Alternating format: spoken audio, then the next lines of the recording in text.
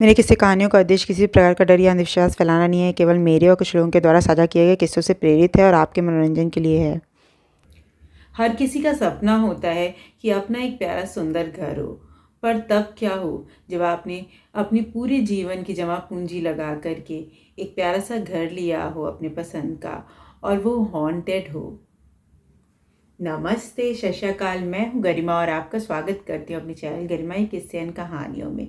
दोस्तों, इस किस्से में आगे बढ़ने से पहले प्लीज़ मेरे चैनल को सब्सक्राइब कर दीजिए और बेल आइकन पे क्लिक करना मत भूलिएगा, ताकि मेरे आगे आने वाले सारे वीडियोस की नोटिफिकेशन आप तक पहुंच जाएं। और हाँ, एक ज़रूरी बात, अगर आप मेरे साथ अपना कोई किस्सा शेयर करना चाहते हैं तो मेरी मेल आईडी डिस्क्रिप्शन में दी हुई है, आप शेयर कर सकते हैं। दोस्तों, हमारे नेबर में एक बहुत ही क्यूट सी फैमिली रहा करती थी, जिसमें अंकल, आंटी और उनके 2 बेटे थे। उनके छोटे वाला बेटा मेरे ही साथ सेम स्कूल में सेम क्लास शेयर करता था। इसलिए नेबर होने के साथ साथ सेम क्लासमेट होने की वजह से हमारा एक दूसरे के घर आना जाना लगातार होता ही रहता था, जिसकी वजह से हम एक दूसरे को बहुत अच्छे से जानने लगे थे और हमारी फ्रेंडशिप बहुत गहरी हो गई थी। बहुत सिंपल सी फैमिली थी दोस्तों, ना ज़्यादा उनकी कोई रिक्वायरमेंट थी और ना ज़्यादा कोई बड़े सपने थे। बस आंटी का एक ही सपना था कि उनका अपना एक खूबसूरत सा घर हो, और अंकल आंटी से इतना प्यार करते थे कि उन्होंने आंटी के सपने को ही अपना सपना बना लिया था। और उस सपने को पूरा करने के लिए वो हस्बैंड वाइफ दिन रात मेहनत करते थे। अपने पेरेंट्स को देख के उनके बच्चे भी खूब कड़ी मेहनत करते, खूब बच्चे से पढ़ाई करते, ताकि आगे चल कर के अपने पेरेंट्स का सपना पूरा करने में वो भी कुछ ना कुछ अपना कॉन्ट्रीब्यूशन दे पाएँ। ऐसे ही बहुत प्यार और अपनेपन से ज़िंदगी चल रही थी। देखते ही देखते कई साल बीत गए और अंकल आंटी ने मिल कर के अपने डाउन पेमेंट के लिए पैसे जमा कर लिए। अब उन्होंने घर देखना शुरू किया। अब क्योंकि उनका बड़ा बेटा भी जॉब करने लगा था, तो उन्हें इतनी ज़्यादा पैसों की कोई प्रॉब्लम नहीं थी। इसलिए वो अपनी खोज में लगे हुए थे कि जल्द से जल्द वो अपने लिए एक प्यारा सा घर ले सके। बट उनकी बजट में उनके पसंद का कोई भी घर मिल ही नहीं रहा था। अंकल तो अब निराश होने लगे थे, पर आंटी ने अपने सपने की डोर नहीं छोड़ी थी। उन्हें अभी भी यकीन था कि भगवान उनकी ये इच्छा ज़रूर पूरी करेंगे और उन्हें अपने बजट में ही उनके सपनों जैसा घर ज़रूर मिल जाएगा। और इसी कोशिश में वो हमेशा कोई ना कोई घर जो भी सेल पे होता उसे देखने ज़रूर जाती थी। न्यूज़पेपर में भी देखती रहती कि कहीं किसी ने कोई सेल का एडवर्टाइजमेंट तो नहीं डाल रखा है। ऐसे ही 2-3 साल निकल गए। ऐसे ही एक दिन आंटी हाथ में न्यूज़पेपर लिए और मम्मी का नाम पुकारते हुए घर में आई, और उन्होंने बहुत ही खुशी के साथ मम्मी को गले लगाते हुए बोला कि उनकी आज खोज कंप्लीट हो गई है। सपनों से भी ज़्यादा अच्छा घर उन्हें उनके बजट में मिल गया है। अब वो लोग आज ही उसे देखने के लिए जाएंगे।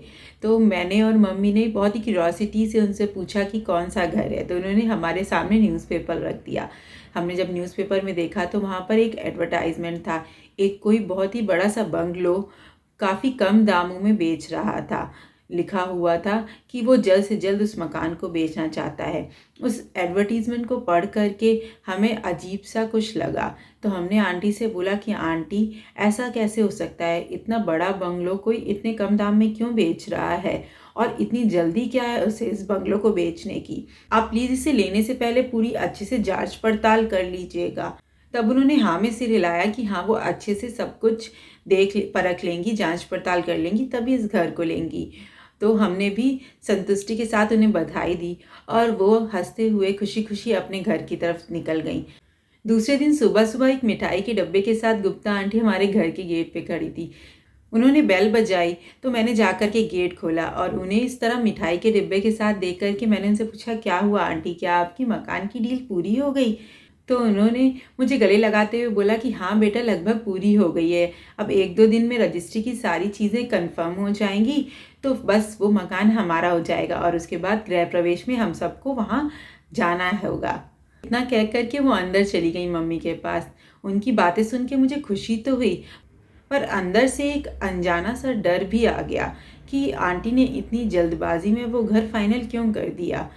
पता नहीं क्यों, बट मुझे अजीब सा अंदर से फील हो रहा था कि शायद वो घर आंटी के लिए ठीक नहीं है। पर वो बात मैं उन्हें बता नहीं पा रही थी, क्योंकि मेरे पास बोलने के लिए कुछ भी नहीं था सिवाय अपने इंट्यूशंस के। खैर वो रजिस्ट्री का दिन भी आ गया और उनकी रजिस्ट्री हो गई।